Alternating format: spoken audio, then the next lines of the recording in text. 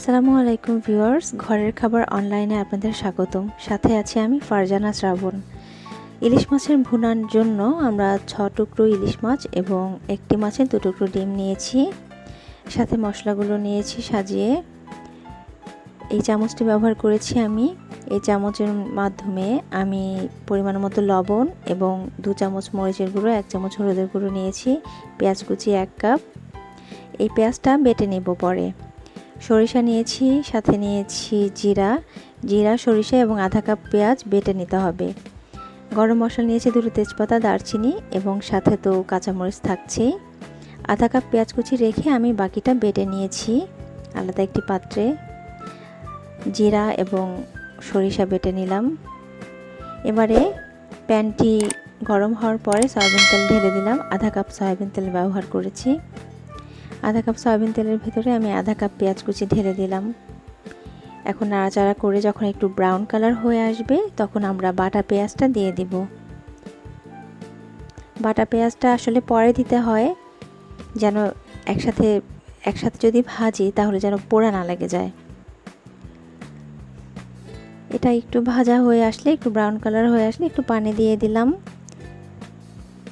পানিটা দিয়ে নাড়াচাড়া করে যখন বলক উঠবে আমরা বাকি মশলাটা দিয়ে দেব। জিরা বাটা এবং সরিষা। জিরা এবং সরিষা মাছটার ভেতরে একটা স্পাইসি ভাব নিয়ে আসবে, একটা সুন্দর স্মেল নিয়ে আসবে।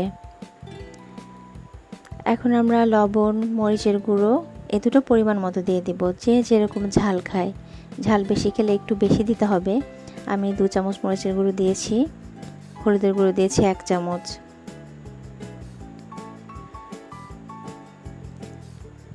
এরপর আমরা নাড়াচাড়া করে খাবারটা মিশিয়ে নিলাম। দারচিনি এবং তেজপাতা দিয়ে দিয়েছি। এটা একটু ভাজা ভাজা হয়ে আসছে, ভুনা ভুনা ভাব চলে আসছে। এখন আমরা ইলিশ মাছটা দিয়ে দিচ্ছি একটা একটা করে। মাছটা হালকা করে নেড়েচেড়ে মিশিয়ে নিতে হবে যাতে ভেঙে না যায়। ইলিশ মাছ যেহেতু একটু নরম মাছ। পরিমাণ মতো পানি দিয়ে দিলাম। সুন্দর একটা কালার আসছে, এখনই দেখা যাচ্ছে কালারটা। যখন একটু বলক উঠবে তখন আমরা এটা ঢেকে দেব। কাঁচামরিচটা দিয়ে দিচ্ছি সাথে। কাঁচামরিচটা শেষে দিতে হয় যেন মরিচের কালারটা এবং ঘ্রাণটা সুন্দর থাকে। এখন বলক চলে আসছে, ঢাকনা দিয়ে ঢেকে দেব। ঢেকে দেওয়ার পর আমাদের 5 মিনিট অপেক্ষা করতে হবে।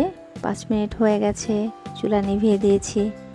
বাহ, সুন্দর একটা ঘ্রাণ আসছে, সাথে সুন্দর একটা কালারও আসছে। ইলিশ মাছের ভুনা রেডি হয়ে গেল। এখন নিজের মতো করে ডেকোরেশন করে সার্ভ করতে হবে। ধন্যবাদ সবাইকে।